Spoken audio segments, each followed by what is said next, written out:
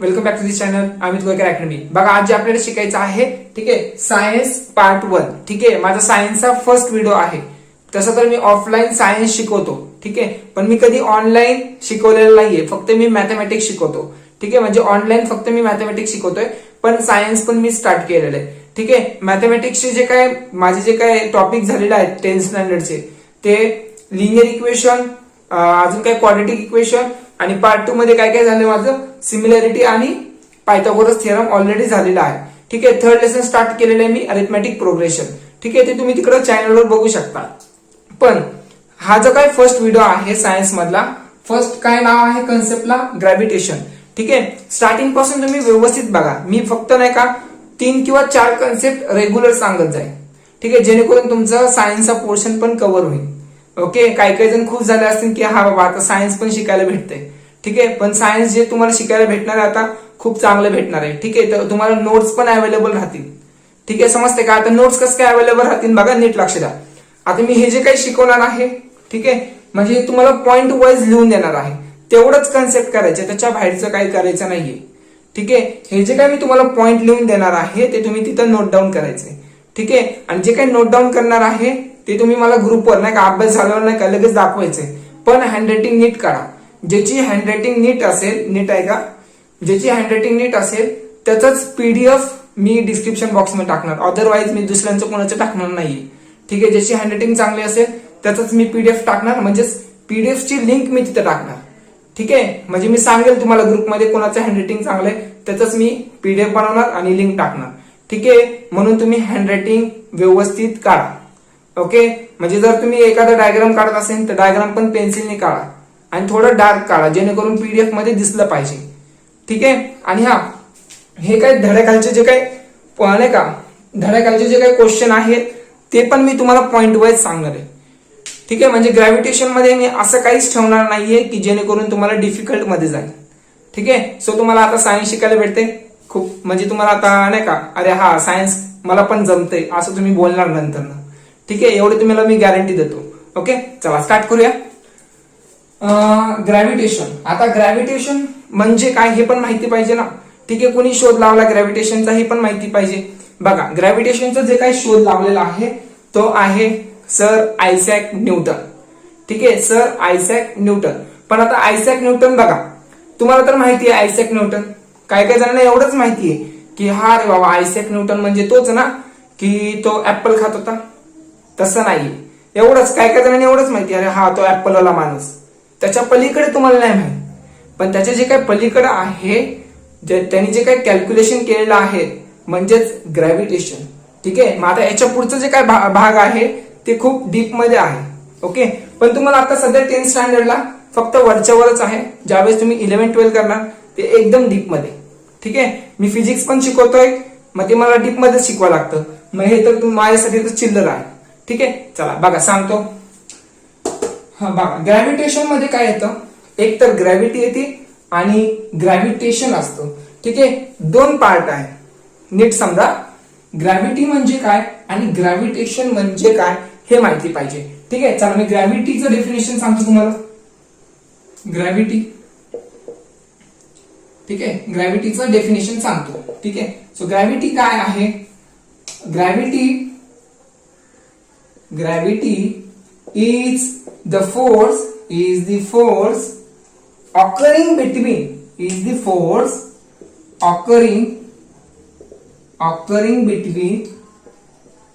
between काय असणार, अर्थ अँड ऑब्जेक्ट। ठीक आहे, सो नीट लक्ष द्या, मी सांगतो तुम्हाला काय आहे। सो बघा, ग्रॅव्हिटी आणि ग्रॅव्हिटेशन मध्ये ह्याच्यातला जर तुम्हाला डिफरन्स समजलं तर तुम्हाला हे चॅप्टर जर असं व्यवस्थित इझीच आहे। ठीक आहे, सो ग्रॅव्हिटी काय आहे, ग्रॅव्हिटी इज द फोर्स, एक प्रकारचा फोर्स आहे, occurring between earth and object. बघा, आता हे मार्कर आहे। ठीक आहे, सो मार्कर मी असं नाही का हे फोर्स रिलीज केला मी। ठीक आहे, माझ्या हातचा जो फोर्स आहे तो मी रिलीज केला, सो ऑब्विसली मार्कर खाली पडणार। सो मार्कर ची दिशा काय आहे, towards the centre. So force between, बघा नीट लक्ष द्या, force between object and earth is called as gravity. ठीक आहे, समजते का? हे तुम्हाला मिनिंग समजलं पाहिजे ग्रॅव्हिटी म्हणजे काय आहे. So force between object and earth towards the centre is called as gravity. ठीक आहे, आता समजा एखादा ऑब्जेक्ट आहे, ओके, समजा अर्थ आहे आणि अर्थवर एक ऑब्जेक्ट आहे. सपोज ऑब्जेक्ट मी इथं नाही का एक ट्री काढतो. ठीक आहे, सो ट्रीवर आहे फ्रुट्स आहे. ठीक आहे, फॉर एक्झाम्पल मी पकडतो ऍपलच आहे. ठीक आहे, कारण आयझॅक न्यूटनचे जे काही कॅल्क्युलेशन आहेत ते पुढे आहेत, पण मी त्याचनुसार सांगतो तुम्हाला. ठीक आहे, सो अर्थ आहे, अर्थवर एक ट्री आहे. ठीक आहे, पण एवढी मोठी मी काढले तुम्हाला दाखवण्यासाठी. ओके, सो आता काय करतोय, हे जे काय ऍपल आहे तो खाली पडतोय. ठीक आहे, सो हे खाली असं नाही पडणार. सो याचं सेंटर कुठं आहे, इथं सेंटर आहे. ठीक आहे, मे बी हे झाड असं तिरका असेल किंवा असं उभा आहे, पण इथं काय सफरचंद असं आहे ना ह्या साईडला. सो ह्या टुवर्ड द सेंटर असणार. ठीक आहे, आता मी लय मोठा म्हणजे व्यवस्थित नाही काढलं डायग्राम, ऍक्च्युली स्ट्रेट खालीच पडतो, पण मी काय म्हटलं टुवर्ड द सेंटर. सो जे काय फोर्स आहे ऍपल आणि अर्थ मधला, सेंटर ऑफ द अर्थ, बघा सेंटर इथं आहे म्हणून मी तुम्हाला ऍपल इथं दाखवलंय, असं पडणार. ठीक आहे, सो आता समजा इथं ट्री आहे. ओके, सो ट्री इथं आहे आणि इथं ऍपल आहे. सो ऍपल असा खाली खाली पडणार का? नाही. ठीक आहे, ऍपल कुठं पडणार, इथं पडणार. ठीक आहे, टुवर्ड्स दी सेंटर. सो म्हणजे काय, ह्याला आपण ग्रॅव्हिटी बोलणार. सो ग्रॅव्हिटेशन नाही बोललो मी अजून, सो फक्त काय बोललोय, ग्रॅव्हिटी. सो ग्रॅव्हिटी म्हणजे काय, the force between earth and object. म्हणजे ऍपल काय तुमचा ऑब्जेक्ट आहे. So the force between earth and object is called as gravity. ठीक आहे, आणि जे काय फोर्स नाही का, जे काय फोर्स खाली जातोय टुवर्ड्स द सेंटर जातोय. ठीक आहे, सो आता मी झाड असा खाली काढला, सो ऍपल असा खाली पडणार आहे का? नाही, ते अर्थच्या सेंटरकडे जाईल. ठीक आहे, सो हे झालं ग्रॅव्हिटी. ओके, सो हे रफ करतो. सो आता ग्रॅव्हिटेशन म्हणजे काय समजून घ्या. ग्रॅव्हिटेशन. ठीक आहे, सो ग्रॅव्हिटेशन आता हे पण लिहून घ्या आणि हे पण घ्या. ठीक आहे, so the gravitation is the force occurring between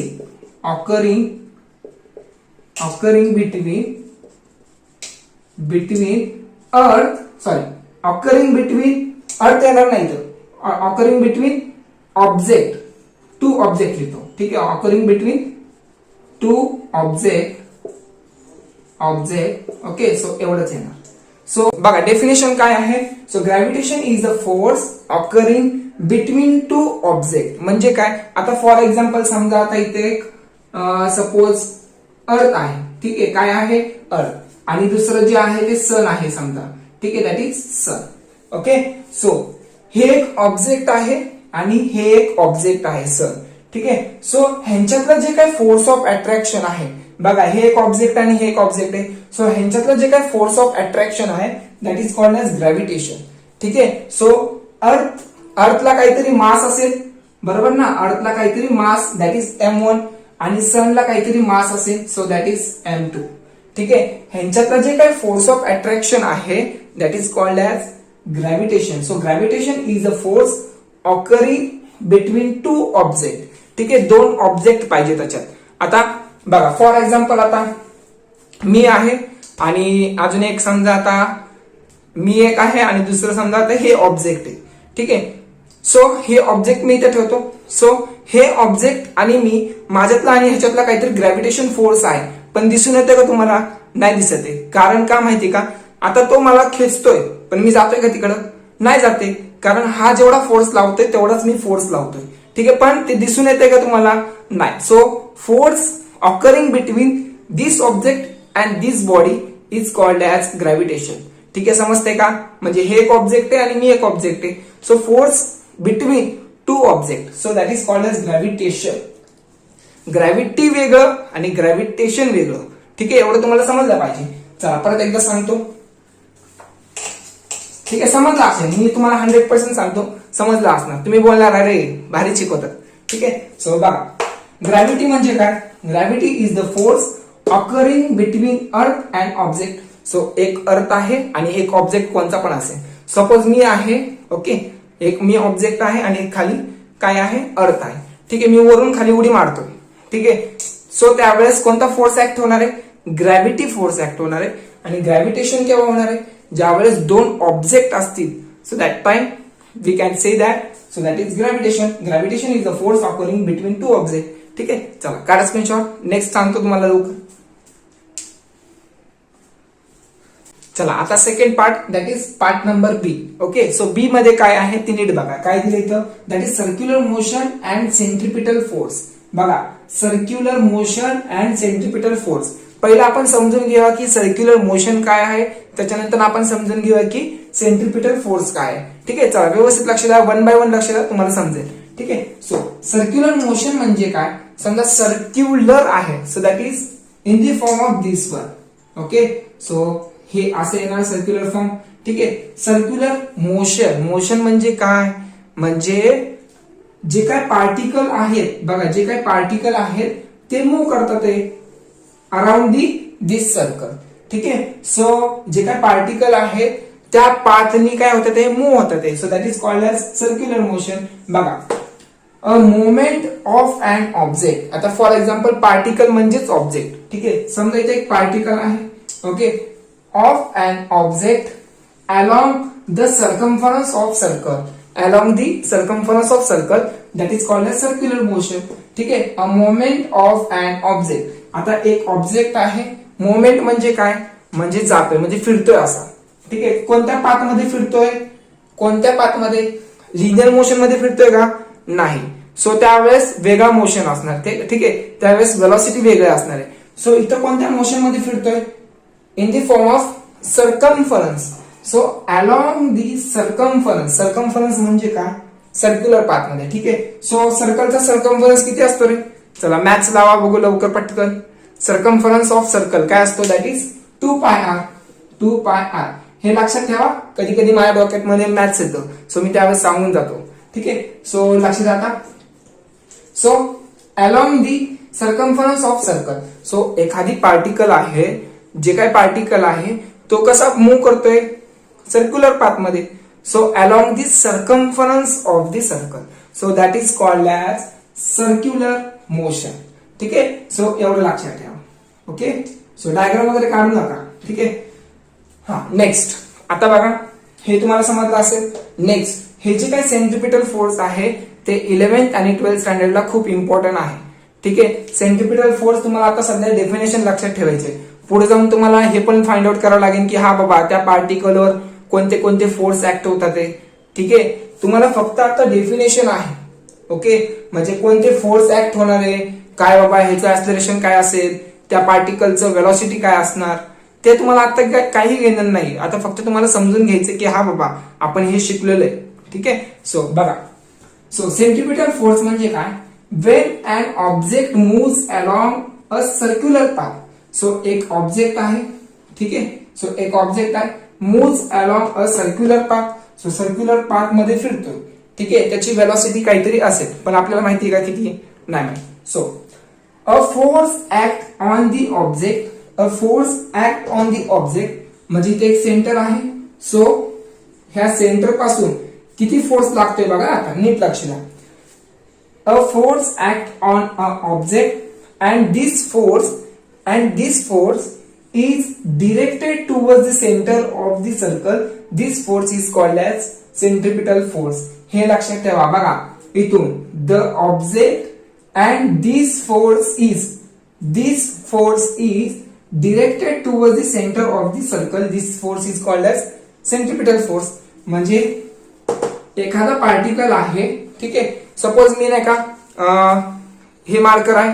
ठीक आहे, इथं मी रशी लावतो. ठीक आहे, रशी बांधतो आणि एका साईडला मार्कर लावलंय आणि दुसऱ्या साईडला मी स्टोन लावलंय.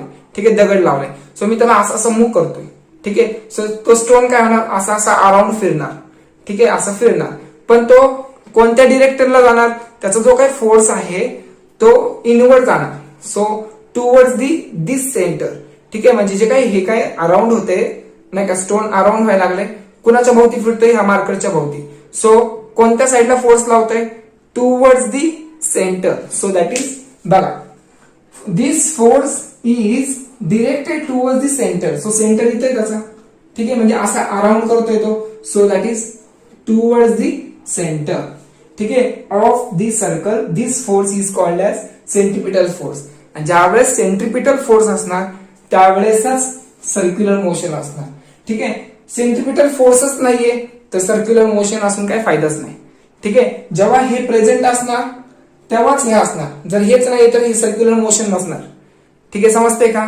ज्यावेळेस सेंट्रिपिटल फोर्स असणार त्यावेळेसच सर्क्युलर मोशन असणार, अदरवाईज नसणार. कारण अशक्य आहे ना ती गोष्ट. समजते का? एखादा पार्टिकल फिरतय, ओके, पण तो फोर्स इनवर्ड साईडला जात नाही असं शक्यच होत नाही. ठीक आहे, म्हणजे असं पॉसिबलच नाहीये, इनवर्ड साईडला जाणारच आहे. ठीक आहे, म्हणजे सेंट्रिपिटल फोर्स जेव्हा असेल त्यावेळेस सर्क्युलर मोशन पण असणारच आहे. ठीक आहे, एवढं लक्षात ठेवा. सो हे तुम्हाला डेफिनेशन लर्न करावं लागेल. ज्यावेळेस तुम्ही 12th स्टँडर्ड जाणार त्यावेळेस तुम्हाला हे पार्टिकलचं व्हेलॉसिटी फाइंड आउट करावं लागेल, ह्या पार्टिकलचं ऍक्सलरेशन फाइंड आउट करावं लागेल, ह्या पार्टिकलचं जे काही रेडियस आहे ते फाइंड आउट करावं लागेल. ठीक आहे, काही पण विचारू शकतात तुम्हाला. समजतंय का? पुढे जाऊन तुम्हाला खूप डीप मध्ये कन्सेप्ट आहे, पण सध्या आता हे तरी करा. ठीक आहे, चला एकदा सांगतो. सर्क्युलर मोशन काय? A moment of an object along the circumference of circle. ठीक आहे, एखादा पार्टिकल आहे कोणाभोवती फिरतोय? सर्कम्फरन्स ऑफ दी सर्कल, त्या पाथ मध्ये फिरतोय. ठीक आहे, when an object moves along a circular path. ठीक आहे, हेच इथं लिहिलेलं आहे. Okay, so a force act on the object. A force act on the object. कोणता फोर्स ऍक्ट होतोय? Object. And this force is directed towards the centre of the circle. ठीक आहे, this force directed towards the centre of the circle. This force is called as centripetal force. ठीक आहे, easy आहे, अवघड काही नाही याच्यात, फक्त डेफिनेशन लक्षात ठेवा. ठीक आहे, चला काढा स्क्रीनशॉट लवकर. आणि नोट्स आणि हँडरायटिंग व्यवस्थित काढा, तरच तुम्हाला तिथं तुम्हाला नाही का पीडीएफ दिसेल तुमची स्वतःची, अदरवाईज दिसणार नाही. फक्त मी एकाच सिलेक्ट करणार आहे, 10 जणांचं सिलेक्ट नाही करणार. ठीक आहे, आता आपल्याला शिकायचं आहे C part, that is Kepler's law. आता केपलर्स लॉ काय आहे? केपलर्स एक सायंटिस्टचं नाव आहे. ठीक आहे, त्यांनी कसला शोध लावला ते नीट समजेल तुम्हाला. आता बघा काय काय दिलंय. केपलर्सचे किती लॉज आहेत? टोटल 3 लॉज आहेत. ठीक आहे, so Kepler's first law, Kepler second law आणि केपलर थर्ड लॉ. ठीक आहे, सो तुम्हाला एका खाली एक व्यवस्थित लिहायचंय. ठीक आहे, सो बघा पहिले मी केपलर्स फर्स्ट लॉ सांगतो, त्याच्यानंतर ना केपलर सेकंड लॉ, नंतर केपलर थर्ड लॉ सांगतो. ठीक आहे, पण तुम्हाला लिहिताना व्यवस्थित लिहावं लागेल. केपलर्स फर्स्ट, त्याच्या खाली थोडं गॅप सोडा, परत सेकंड लिहा, केपलर सेकंड, त्याच्यानंतर परत गॅप सोडा, केपलर थर्ड लॉ. ठीक आहे, चला 1 बाय 1 सांगतो, ते तुमच्या लक्षातच राहणार आहे. मी एवढं तुम्हाला 100% गॅरंटी देऊन सांगतो. चला लक्ष द्या. केपलर्स फर्स्ट लॉ काय सांगते? The orbit of an planet is an ellipse. आता सर्वात पहिलं तुम्ही इलिप्स समजून घ्या काय असतं. बघा इलिप्स समजून घ्या काय असतं. इलिप्स काय आहे हे समजून घ्या. बघा इलिप्स लाईक दिस वन. ठीक आहे, म्हणजे ऍक्च्युअली मी नीट नाही काढले, एक मिनिट काढतो. हे इलिप्स असं असतं. चला समजून घ्या, कारण मी फ्री हँड काढतोय ना, सो मला नीट काढावं लागेल. बघा हे असं इलिप्स आहे. ठीक आहे, दिस इज अ इलिप्स. ठीक आहे, आता इलिप्सची प्रॉपर्टी काय आहे? आता तुम्हाला इलिप्स मॅथमॅटिक्स मध्ये तुम्हाला 11th स्टँडर्डला शिकायला भेटणार आहे. ठीक आहे, ह्याच्यामध्ये पण खूप मोठा सिलेबस आहे. ठीक आहे, ज्यावेळेस तुम्ही सायन्स करणार त्यावेळेस तुम्हाला इलिप्सचे मॅथमॅटिक्स मध्ये आहेत, त्याचे काही इक्वेशन आहेत. ओके, सो बघा इलिप्स जे आहे ह्याचे 2 पार्ट असतात. सो दॅट इज हॉरिझॉन्टल आणि व्हर्टिकल. सो हे जे काही इलिप्स आहे ह्याचे 2 फोकस असतात. जसं सर्कलला एक सेंटर असतो, तसंच हे जे काही इलिप्स आहे त्याला 2 फोकस असतात. दॅट इज फोकस F1 आणि फोकस F2. ठीक आहे, नीट समजून घ्या, तुम्हाला समजेल. ठीक आहे, इलिप्सची कंडिशन समजते का तुम्हाला? ज्यावेळेस मी 2 फोकस बोलणार त्यावेळेस मी असं F1 आणि F2 बोलणार. ठीक आहे, सो आता मी फक्त बोललो इलिप्सचे फोकाय कुठे? काय म्हटलं मी? इलिप्सचे फोकाय. सो ज्यावेळेस ह्या दोघांना मी एकत्र बोलणार त्यावेळेस मी फोकाय बोलणार. ठीक आहे, समजते का? ज्यावेळेस मी म्हटलं ना काय इलिप्स फोकाय, पण फोकाय हे पण असू शकतं, हे पण असू शकतो. ज्यावेळेस मी फोकस बोलणार त्यावेळेस फक्त एकच फोकस येणार.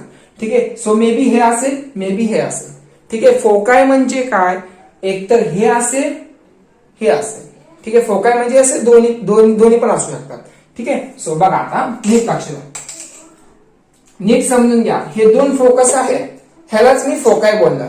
ठीक आहे, समजलं. सो आता the orbit of an planet म्हणजे हे जे काही इलिप्स आहे त्या इलिप्सवर एक ऑर्बिट आहे. सो दॅट इज सॉरी हे ऑर्बिट आहे. ओके, हे ऑर्बिट आहे.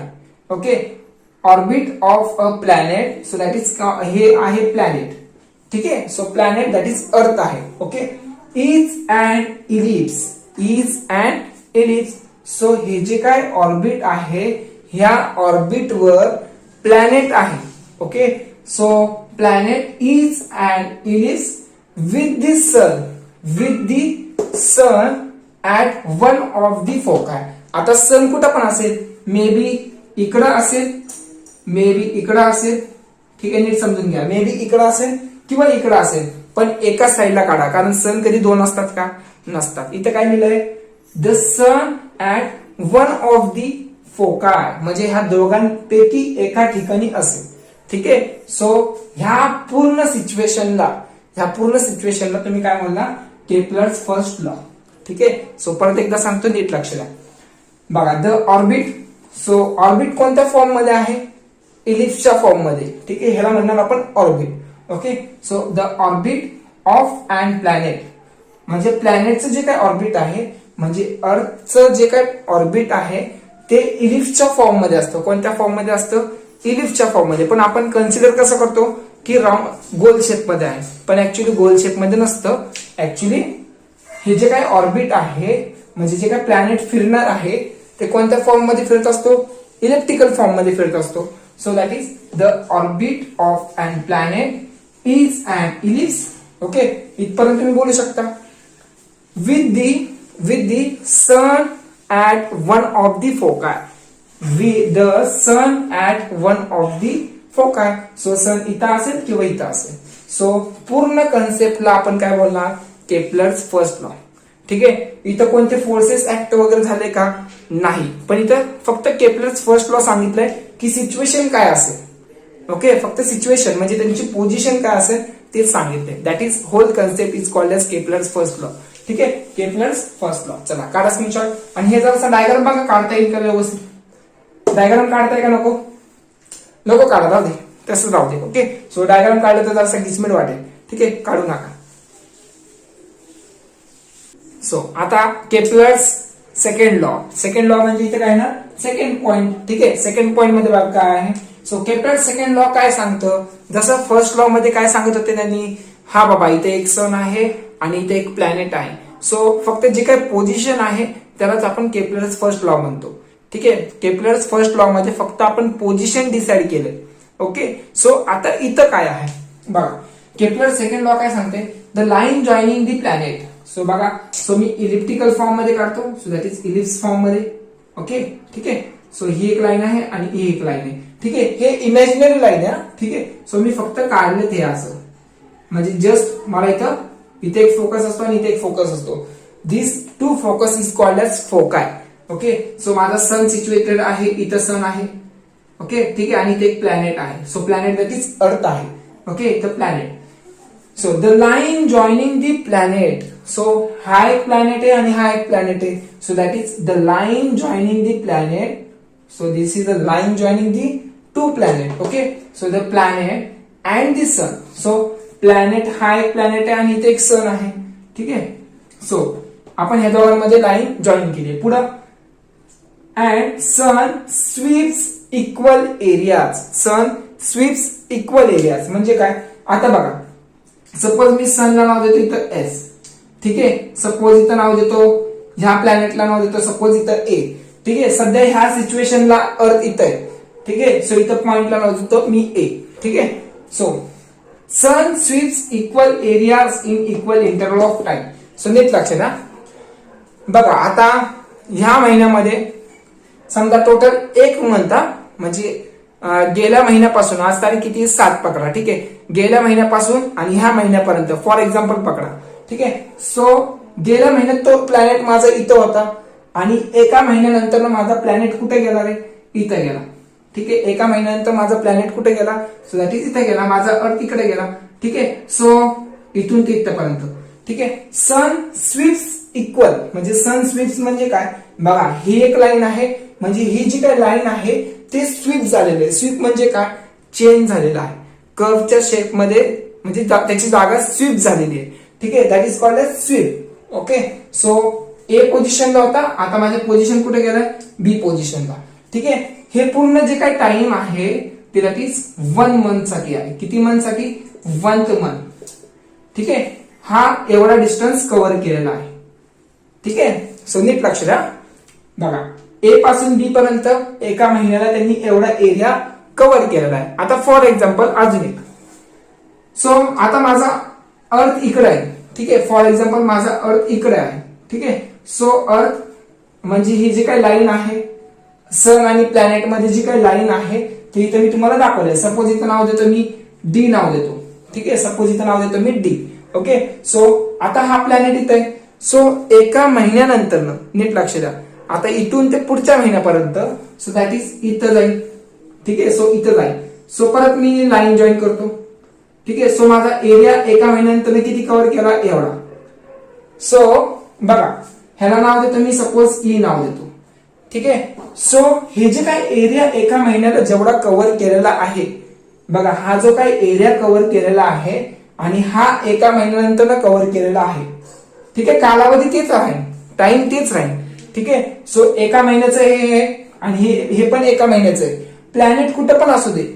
ओके, सो फक्त एका महिन्याचा एरिया किती कव्हर झालेला आहे, दॅट इज हा जेवढा एरिया कव्हर झालेला आहे that is SED, area of SED equal to, इथे लिहितो equal to area of ASB. आता नीट समजा, the line joining the planet and sun sweeps equal areas. Sun sweeps equal areas in equal interval of time. म्हणजे काय, एका महिन्यानंतर एवढा एरिया कव्हर केलाय आणि पुढच्या एका महिन्यानंतर पण एवढा एरिया कव्हर केलाय. त्या दोघांचा जो काही एरिया आहे तो इक्वल आहे. समजते का, म्हणजे आता तुम्हाला वाटतंय अरे हा ह्याचा एरिया जास्त असेल, तसं नाहीये. हा एका महिन्यानंतर जेवढा एरिया कव्हर केलाय तेवढा हा एका महिन्यानंतर एरिया तेवढाच कव्हर केलेला आहे. ठीक आहे, तर तुम्ही म्हणाल हे जास्त हे कमी, असं नाही होणार. ठीक आहे, सो तुम्हाला हेच सांगितलेलं आहे की, अजून एकदा सांगतो बघा, the line joining the planet and the sun sweeps equal